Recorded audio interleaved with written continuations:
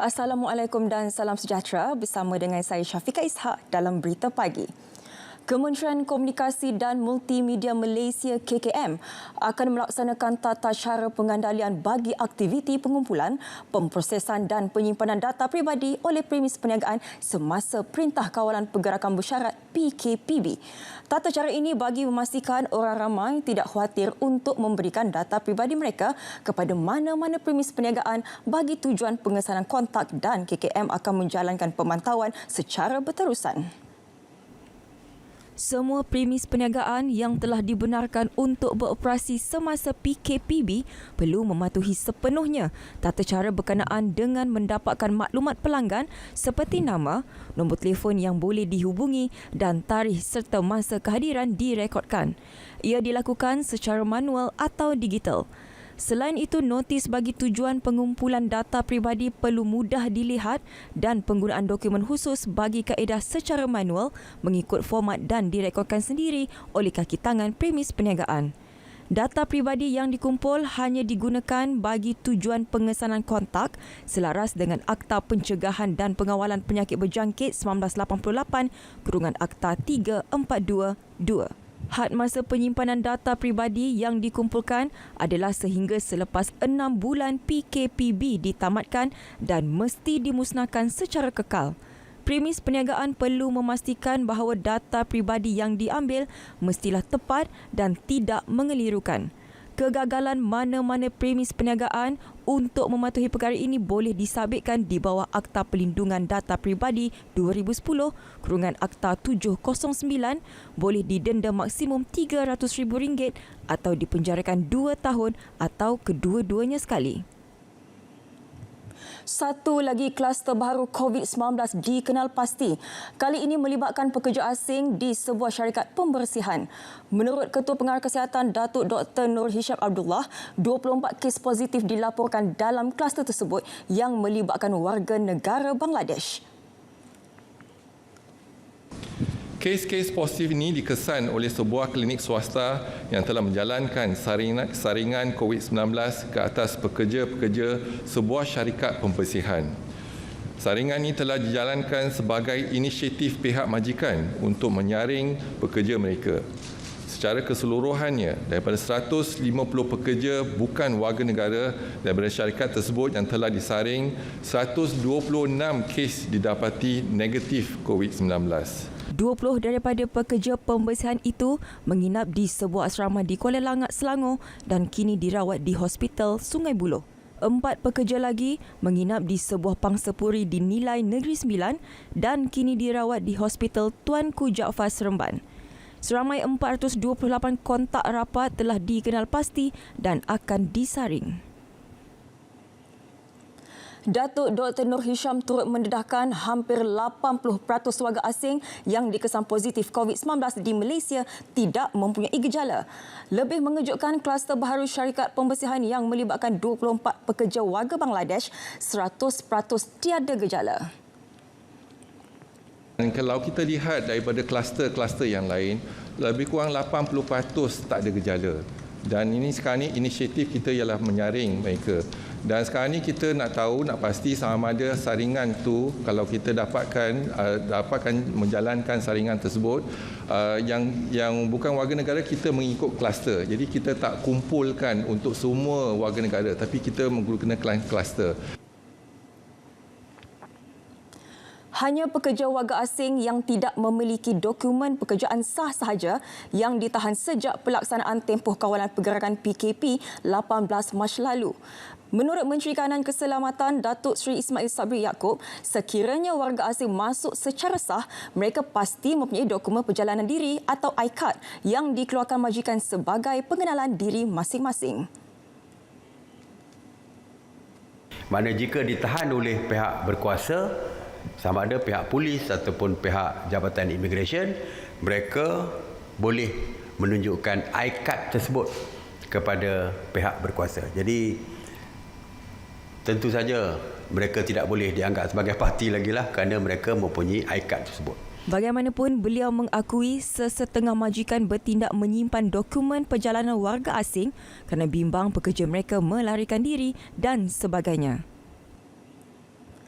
Datuk Seri Ismail Sabri turut memberi reaksi berhubung penutupan sepenuhnya Taman Tasik Titiwangsa kepada orang awam bermula Khamis.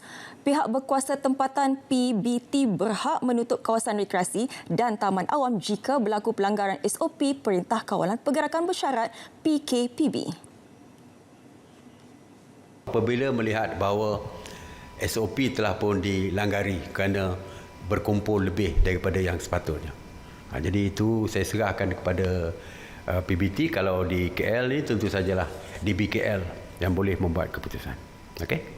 Jadi kalau ada tempat lain pun terserah kepada PBT masing-masing lah untuk membuat keputusan menutup atau tidak. DBKL dalam satu kenyataan menjelaskan tindakan itu sebagai langkah mencegah penularan wabak COVID-19 di Taman Tasik Titiwangsa yang merekodkan kehadiran pengunjung yang ramai.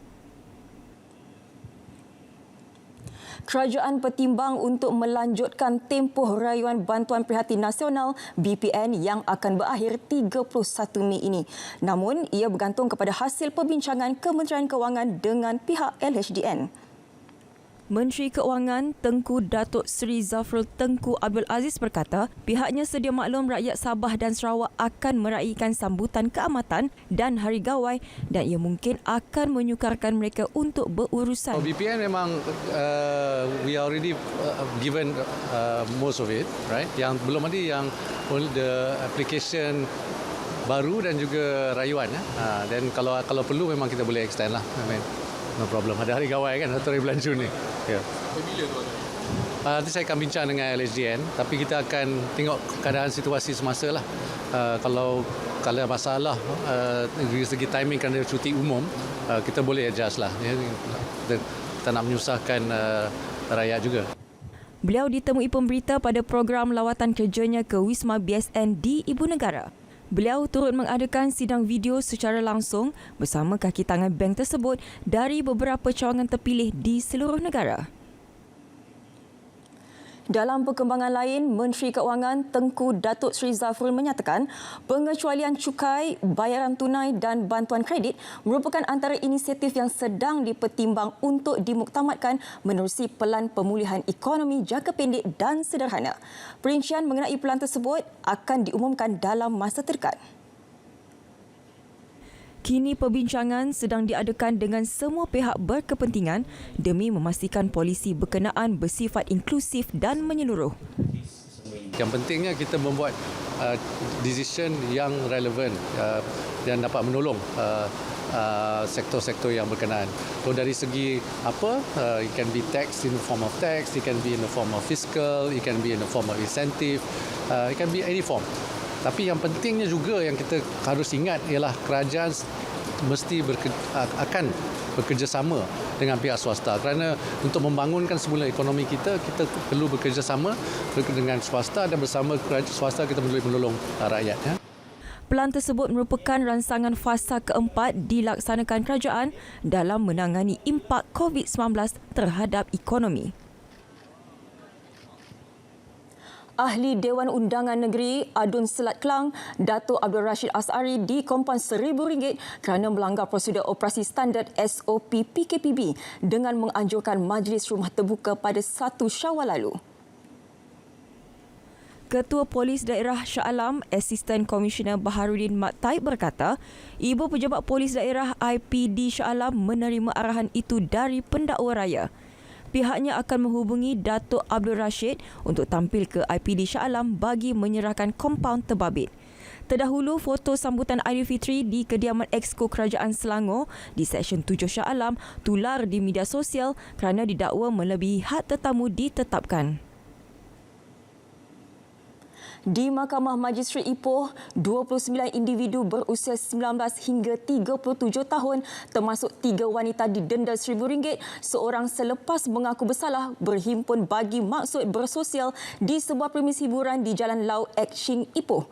Majistret Zarul An Nur Umar turut menetapkan hukuman penjara 3 bulan sekiranya semua tertuduh gagal membayar denda. Turut didenda jumlah yang sama ialah pemilik pusat hiburan berusia 35 tahun kerana menganjurkan aktiviti terlarang itu. Jabatan Pengangkutan Jalan JPJ akan membuka semula sektor perkhidmatan latihan dan pengujian pemandu berkuat kuasa 1 Jun depan. JPJ dalam satu kenyataan memaklumkan waktu operasi Institut Memandu dalam tempoh PKPB akan dilaksanakan bermula jam 8 pagi hingga 4 petang. Perkhidmatan yang dibenarkan adalah latihan pemanduan kurikulum pendidikan pemandu KPP 1, 2 dan 3. Juga perkhidmatan pra-ujian pemanduan QTI, ujian teori dan praktikal LITA dan jalan raya selain ujian undang-undang berkomputer di Pusat Ujian Diiktiraf JPJ. Kenyataan itu turut memaklumkan kaki tangan dan orang awam berkaitan perlu mematuhi SOP selaras saranan KKM dan Majlis Keselamatan Negara bagi mengawal penularan COVID-19. JPJ sentiasa komited dalam memberikan khidmat bakti kepada masyarakat dan sentiasa berpadu tenaga untuk memutuskan rantaian penularan pandemik COVID-19. 48 peniaga di kompaun membabitkan jumlah keseluruhan bernilai RM118,000 atas pelbagai kesalahan semasa pelaksanaan skim harga maksimum musim perayaan Aidilfitri. Menurut Ketua Setiausaha Kementerian Perdagangan Dalam Negeri dan Hal Ehwal Pengguna, Datuk Seri Hasnul Zamzam Ahmad, lebih 16,000 pemeriksaan dibuat membabitkan rampasan barangan bernilai RM10,448. Hampir 4,000 aduan berkaitan harga barangan diterima sejak PKP dikuatkuasakan pada 18 Mac lalu, menandakan kesedaran tinggi pengguna selain impak positif laporan media. Banyak faktor sebenarnya, antaranya adalah bekalan yang sentiasa mencukupi. Sebenarnya kalau saya boleh kongsikan, selain daripada kita membuat penguatkuasaan dari segi harga, kita juga membuat pemantauan harian terhadap 25 jenis barangan. Sebagai contoh, pada 28 Mei 2020, kita telah melakukan sebanyak 886 pemeriksaan premis di seluruh negara. Dan semenjak kerajaan mengisytiharkan PKP itu pada 18 Mac, kita telah melakukan sebanyak 67,797 pemeriksaan. Beliau menyatakan demikian di Seremban.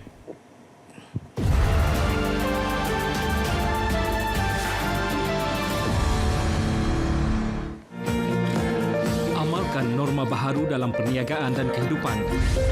Mengamalkan langkah-langkah kesihatan seperti penjarakan sosial serta memakai pelitup muka. Menggalakkan amalan kebersihan yang tinggi seperti menyediakan kemudahan sabun basuh tangan dan hand sanitizer untuk pekerja dan pelanggan serta memastikan pembersihan premis dibuat pada kadar yang kerap dan konsisten.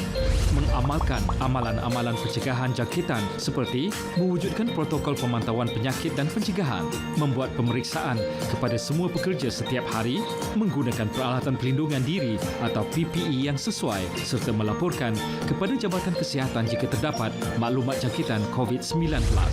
Mengelakkan sebarang bentuk perhimpunan seperti aktiviti sosial melibatkan panggung wayang dan kelab malam, aktiviti sukan berpasukan atau melibatkan sentuhan dan majlis kenduri atau rumah terbuka. Mari bersama kita cegah COVID-19.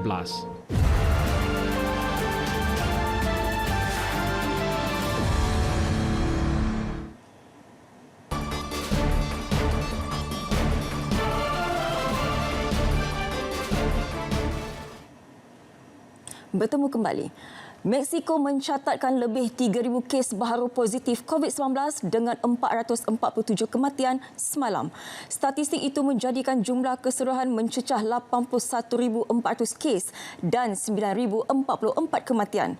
Peningkatan itu didakwa mempunyai kaitan dengan keputusan kerajaan melonggarkan sekatan terhadap sektor ekonomi secara berperingkat bermula Isnin. Mexico sebelum ini mengenakan perintah berkurung seluruh negara bermula 16 April sehingga 30 Mei, namun ia tidak berjaya membendung penularan COVID-19. Jumlah kes berkaitan COVID-19 yang tinggi di Mexico menarik perhatian media antarabangsa yang mempertikaikan angka sebenar kematian disebabkan COVID-19 di Mexico.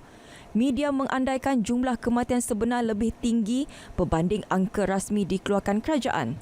Tanah perkuburan Acapulco misalnya menyediakan sekurang-kurangnya 300 kubur setiap hari untuk kes berkaitan COVID-19. Sementara itu, kes positif COVID-19 di Indonesia terus meningkat melepasi angka 25,000 dengan jumlah kematian kini 1,520 orang. Menurut Jurucakap Kerajaan Indonesia mengenai pengurusan COVID-19, Ahmad Yuryanto, sebanyak 678 kes positif baharu, manakala 24 lagi kematian berlaku semalam. Jakarta masih mencatatkan jumlah keseluruhan kematian tertinggi setakat ini iaitu 509 kes. Berdasarkan data Worldometers, angka kematian direkodkan Indonesia jauh lebih ramai berbanding Filipina 942 kes, Malaysia 115, Thailand 57, Singapura 23, Myanmar 6 dan Brunei 2 kes. Di Singapura, 611 kes baharu COVID-19 dilaporkan menjadikan jumlah keseluruhan 33,860 kes jangkitan di Republik itu. Menurut Kementerian Kesihatan MOH, 3 daripada kes baru itu membabitkan rakyat Singapura atau penduduk tetap. Kebanyakan kes baharu juga membabitkan pemegang permit kerja yang menetap di asrama pekerja asing. Republik itu bakal mengambil langkah menarik semula perintah berkurung atau pemutus rantaian COVID-19 dengan fasa pertama bermula Isnin ini. Majlis Pembangunan Ekonomi dan Sosial Negara NESDC Thailand menganggarkan kira-kira 8.4 juta pekerja di negara itu berkemungkinan kehilangan pekerjaan akibat pandemik COVID-19. Keluaran dalam negara kasar KDNK Thailand menyusut 1.8% pada suku pertama 2020 berbanding tempoh sama 2019 setelah pandemik COVID-19 menjejaskan sektor pelancongan dan mengurangkan aktiviti perniagaan. Thailand, negara pertama di luar China yang melaporkan kes COVID-19, menutup tempat awam utama termasuk pusat membeli belah, pusat hiburan dan venue sukan di seluruh negara mulai 26 Mac. Terbaharu, Thailand akan melonggarkan sekatan yang dikenakan dengan membuka semula lebih banyak perniagaan dan memendekkan tempoh perintah berkurung di bawah fasa ketiga bermula Isnin ini. Pakistan menyatakan lebih 900 kanak-kanak di bawah umur 10 tahun menjadi mangsa COVID-19 terutama di wilayah Sindh yang mempunyai jumlah tertinggi jangkitan. Berikutan itu, perintah berkurung fasa kedua bakal dilaksanakan. Situasi itu membimbangkan Perdana Menteri Imran Khan kerana penularan berlaku di kawasan setinggan. Menurut pihak berkuasa kesihatan, kemungkinan kanak-kanak yang dijangkiti daripada ibu bapa mereka yang keluar bekerja ditambah pula dengan keadaan kawasan setinggan yang kurang bersih. Di wilayah Sindh, mencatatkan 25,309 kes jangkitan dan keseluruhan jumlah di Pakistan mencecah 64,000 kes dengan 1,317 kematian. Pakistan antara negara yang tidak melaksanakan perintah berkurung kerana khawatir menjejaskan ekonomi dan hanya melakukan pengawalan rutin seperti pemakaian pelitup muka dan penjarakan sosial. Sebagai seorang pengusaha kedai makan, Pak Saleh dibenar memulakan operasi perniagaannya dengan SOP yang digariskan. Susunan meja dan kerusi perlu pada jarak 2 meter. Letak notis had jumlah pelanggan yang dibenar duduk pada satu meja. Buat garisan di lantai depan kaunter dengan jarak 1 meter. Pak Saleh perlu memastikan cecair pembasmi kuman dan sabun disediakan secukupnya. Meja perlu sentiasa dibersihkan dengan cecair pembasmi kuman. Semua pekerja wajib memakai penutup hidung dan mulut. Suhu badan pekerja dan pelanggan perlu disemak sebelum dibenarkan masuk. Rekodkan butiran kedatangan pelanggan bagi tujuan pengesanan.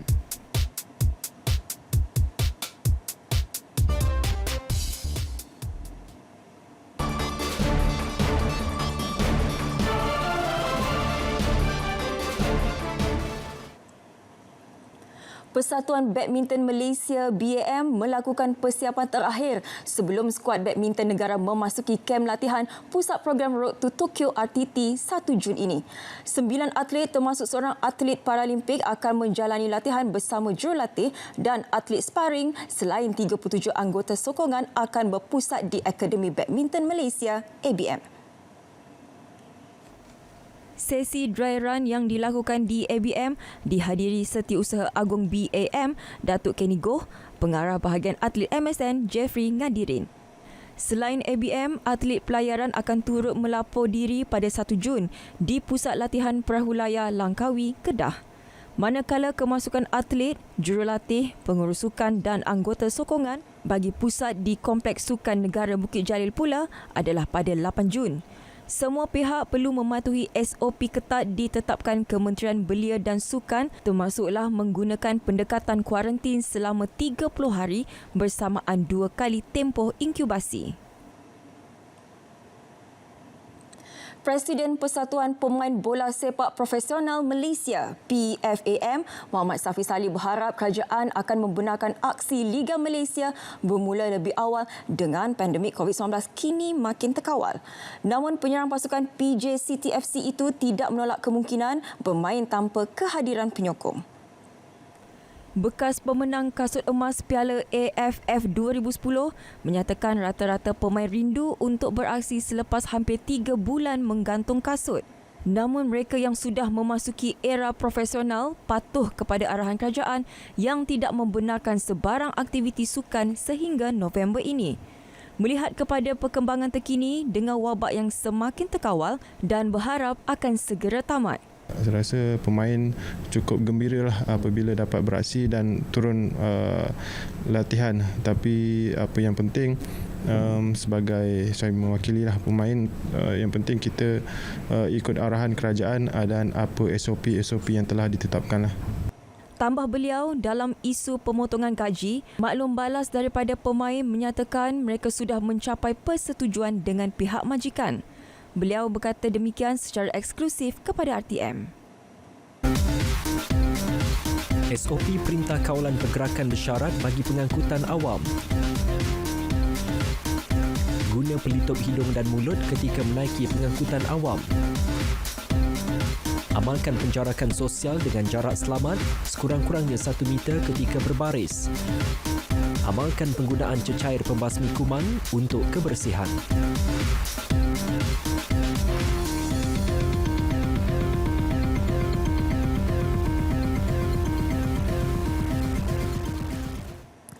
Sambutan Pesta Keamatan dan Hari Gawai diharap menjadi medan untuk mengeratkan perpaduan rakyat pelbagai kaum di negara ini dan cerminan kepada keharmonian beragama di Malaysia. Perdana Menteri Tan Sri Muhyiddin Yassin berkata, meskipun perayaan disambut dalam suasana berbeza tahun ini berikutan penularan COVID-19, namun ia bukanlah penghalang daripada berhubung sesama keluarga dan sahabat handai. Tan Sri Muhyiddin dalam catatan terbaru di laman Facebook beliau memaklumkan ada acara sambutan Pesta Keamatan yang akan dianjurkan secara dalam talian. Ia amat dialu-alukan agar tradisi kesyukuran tetap dapat diteruskan dalam norma baharu masyarakat Malaysia. Sebelum ini, perayaan sebegini diraikan rakyat berbilang kaum dengan aktiviti kunjung-mengunjung yang menjadi tradisi sejak sekian lama. Pesta Keamatan bakal disambut masyarakat Kadazan Dusun di Sabah, manakala Hari Gawai pula disambut oleh masyarakat Dayak di Sarawak sebagai hari kesyukuran selepas musim menuai hasil tanaman.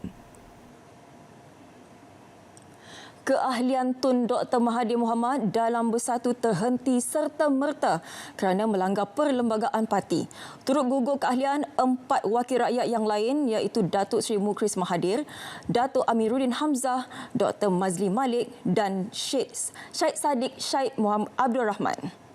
Jelas Setiausaha Agung Bersatu, Datuk Seri Hamzah Zainuddin, keahlian mereka terhenti secara automatik kerana tidak bersama kerajaan dengan duduk di blok pembangkang ketika istiadat pembukaan mesyuarat pertama penggal ketiga Parlimen ke-14 18 Mei lalu. Satu notis pemberitahuan telah dikeluarkan kepada kelima-lima wakil rakyat terlibat bagi memaklumkan tentang status keahlian mereka yang terhenti serta-merta.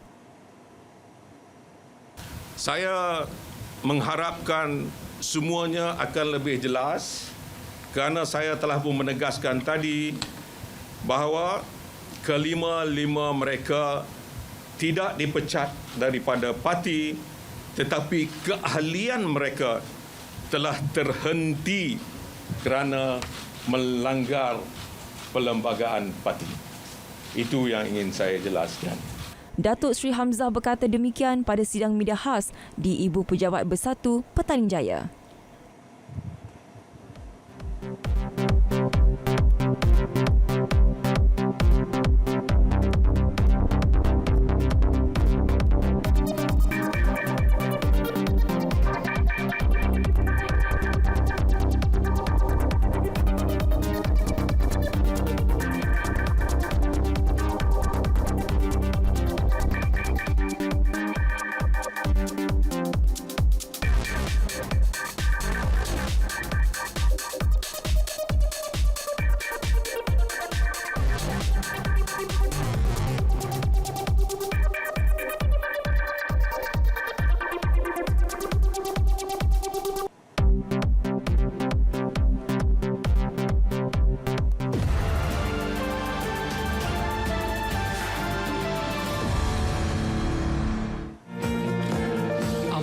Norma baharu dalam perniagaan dan kehidupan.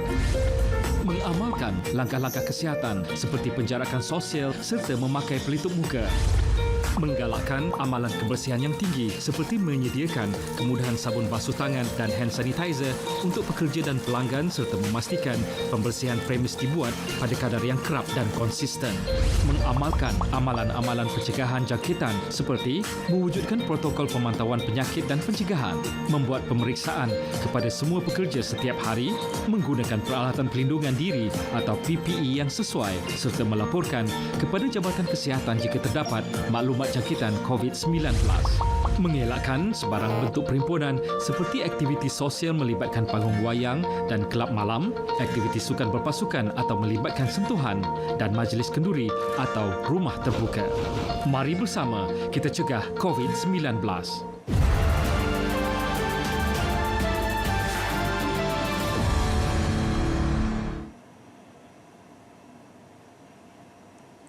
Laporan itu mengakhiri Berita Pagi. Layari Facebook Berita RTM atau muat turun aplikasi RTM Mobile secara percuma di Google Play atau App Store. Kami juga boleh ditonton menerusi My Freeview 123. Terus amalkan norma baharu dan sama-sama kita patuhi PKP bersyarat. Saya Syafiqah Ishak. Assalamualaikum dan salam hormat.